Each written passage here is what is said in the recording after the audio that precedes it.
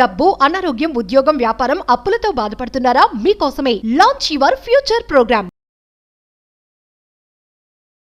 Hi hello నమస్తే, welcome back to Suman TV. Present మనతో పాటు ఉన్నారు TEDx speaker, legendary award winner in real estate, realtor oxygen and founder doctor Nandi Rameshwararao గారు. నమస్తే sir. Sir, మరి gold and silver వీటిపైన మనం చాలా వీడియోస్ చేసుకున్నాం 2025లో.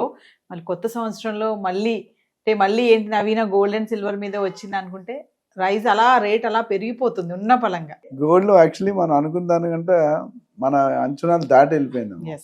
ఎందుకంటే కేజీ 70,000 80,000 ఉన్న ఒక ఎగ్జాక్ట్లీ 1 year బ్యాక్ ట్రంప్ గారు ప్రెసిడెంట్ అవ్వకముందు నాకు తెలిసి 75,000-76,000 ఉండేది, మ్యాక్సిమం 80,000.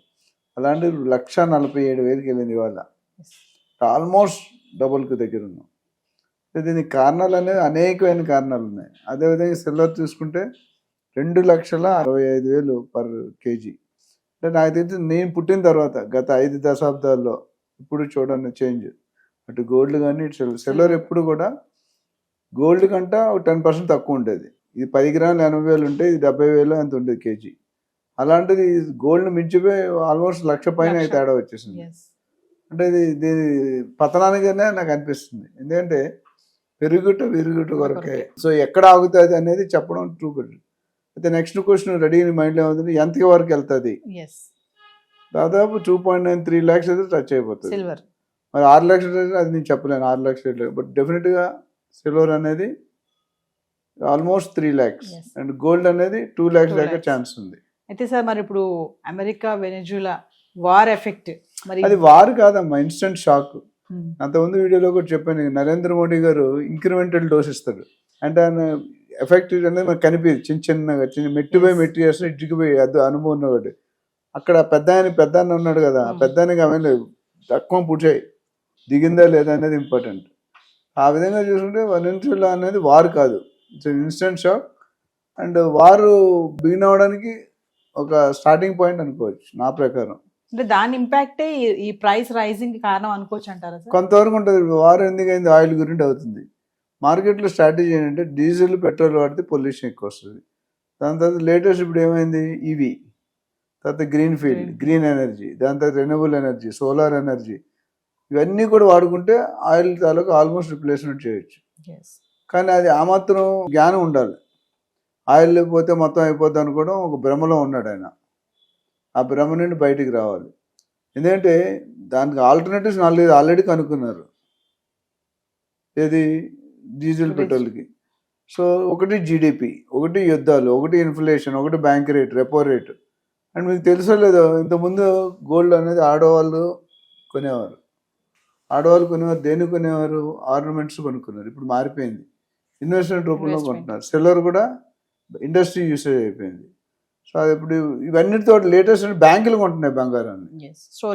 స్టోరేజ్ అంటే ఇన్వెంటరీస్ బఫర్ జోన్ పెట్టుకొని ట్రేడింగ్ చేస్తారు. ఈరోజు 1,30,000 కొనేసి రేపు 2 లక్షలు అమ్మితే బ్యాంక్ ఇంట్రెస్ట్ వచ్చేది 10 times ఫాస్ట్గా వచ్చేస్తుంది. ఇవన్నీ కారణాల వల్ల మనకి ఇంపాక్ట్ అనేది ఉంది.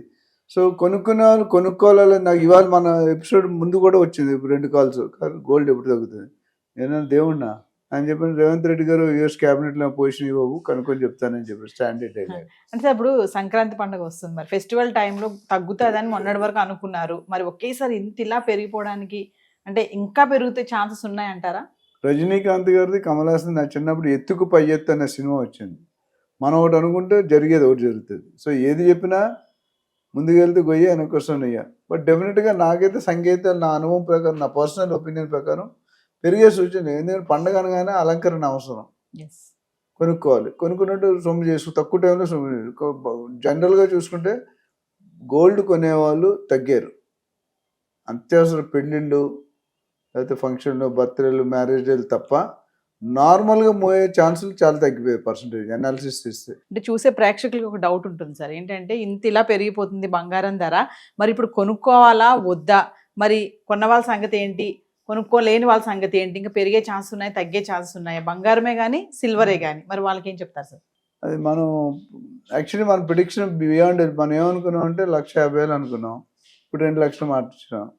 సిచ్యువేషన్ అంటే మారాలి. మనం పిండి కొలిది రొట్టి, చిత్తన ఆట ఉత్తున రొట్టి, చెట్టు కొలిది చెట్టు ఎంత పెద్ద అంత గాలి. ఇక్కడ ఏమవుతుందంటే పెద్ద గాలి అక్కడ ఉన్నాడు అమెరికాలో, చిన్న గాలి లోకల్లో ఉన్నాడు, ఢిల్లీలో బజ్జిగాయలు ఉన్నాడు. ఈ ముగ్గురు డెసిషన్ మీద ఆధారపడి ఉంటుంది.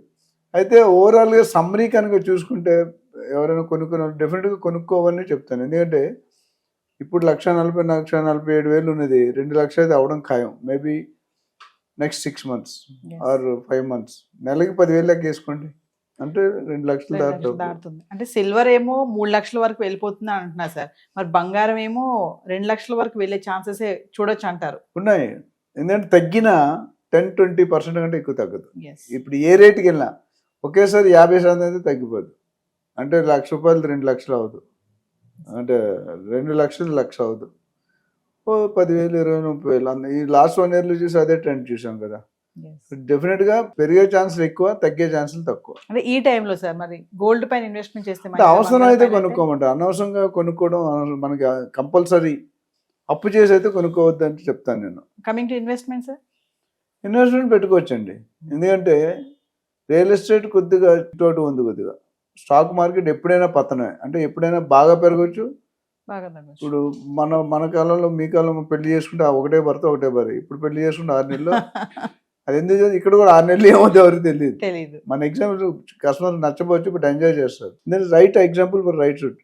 సో ఇప్పుడు ఏం జరుగుతుంది రేపు చెప్పలేం, కంప్యూటర్స్లో టుడే అనేది ఎస్టర్డేనే ఉంటుంది. ఆ విధంగా చూసుకుంటే డెఫినెట్గా రేట్లు పెరుగుతాయి. అంటే ఏదేమైనా సార్ ఇప్పుడు వెనిజులా అమెరికా వివాదం ఇంపాక్ట్ కూడా దీని మీద పడిందని అనుకోవచ్చు అంటారు బంగారం వెండి పైన. డెఫినెట్గా పడింది. మరి ఇంకోటి ఏంటంటే మెటల్స్ రేట్లు బాగా పెరుగుతున్నాయి. అల్యూమినియం, సిల్వర్, చాలా కాపర్ అని ఉంటాయి కదా. మార్కెట్లో ఇండస్ట్రీ యూసేజ్ పెరిగినప్పుడు మెటల్ కాస్ట్ పెరుగుతుంది, మెటల్ కాస్ట్ పెరిగినప్పుడు సిల్వర్ కాస్ట్ పెరుగుతుంది. అదొక technical logic. Thank you sir. Thank you.